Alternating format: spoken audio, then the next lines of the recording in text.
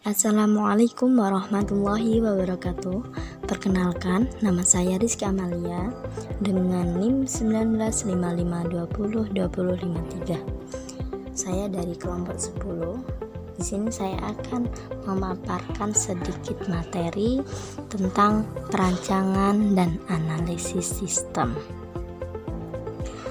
Apa yang dimaksud dengan perancangan dan analisis sistem? Perancangan sendiri diartikan proses perancangan untuk merancang sistem atau memperbaiki sistem yang telah ada sehingga sistem menjadi lebih baik serta dapat mengerjakan pekerjaan secara efektif dan efisien. Proses perancangan bisa berupa rancangan input, rancangan output, rancangan file. Nah, kemudian analisis sistem atau sistem analisis adalah suatu teknik atau metode pemecahan masalah dengan cara menguraikan sistem ke dalam komponen-komponen pembentuknya untuk mengetahui bagaimana komponen-komponen tersebut bekerja dan saling berinteraksi satu sama lain. Salah satu peneliti yaitu Kristanto mengatakan analisis sistem adalah suatu proses pengumpulan dan menginterpretasikan kenyataan-kenyataan yang ada, mendiagnosa persoalan dan menggunakan keduanya untuk memperbaiki sistem. Nah, apa tujuan perancangan dan analisis sistem itu? Tujuannya adalah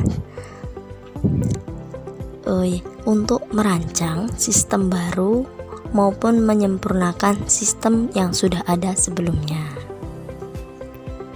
Nah, di sini kita dapat membuat keputusan jika sistem saat ini bermasalah ataupun jika kita tidak berfungsi dengan baik dan hasil analisisnya akan digunakan sebagai dasar untuk memperbaiki sistem.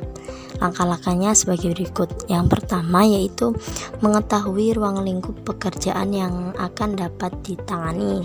Kemudian mengidentifikasi masalah atau mencari pemecahan masalahnya, mempelajari sistem yang sedang berjalan saat ini, memberikan pelayanan kebutuhan informasi kepada fungsi manajerial di dalam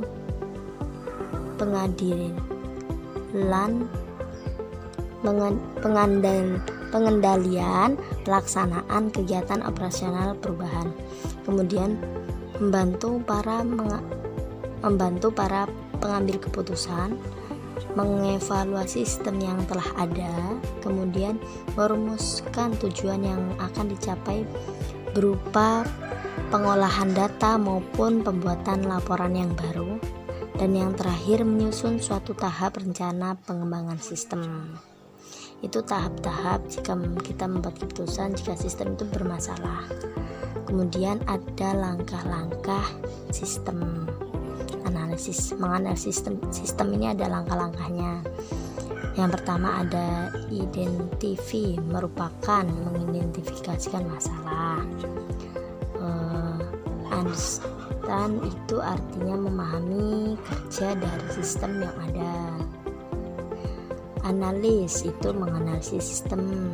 Report itu membuat laporan hasil analisis. Kemudian di sini ada desain sistem. Tahap setelah analisis dari siklus pengembangan sistem adalah desain sistem. Menurut John Bars dan Gary Druckley dalam bukunya Digianto HM 2005 bahwa desain sistem adalah berupa penggambaran, perencanaan,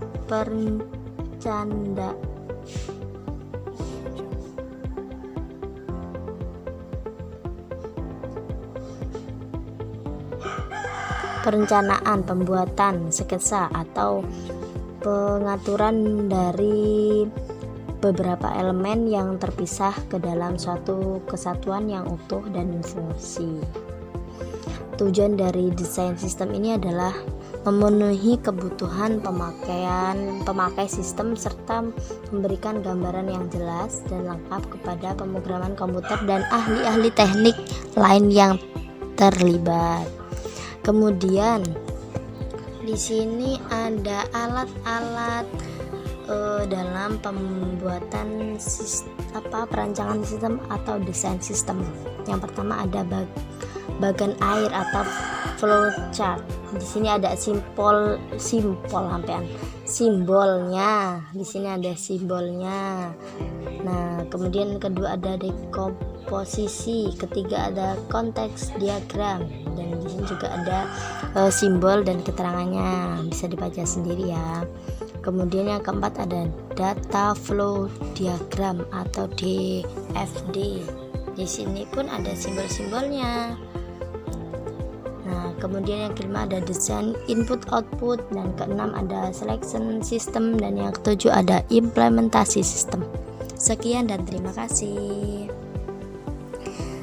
Mungkin itu yang dapat saya paparkan. Terima kasih. Wassalamualaikum warahmatullahi wabarakatuh.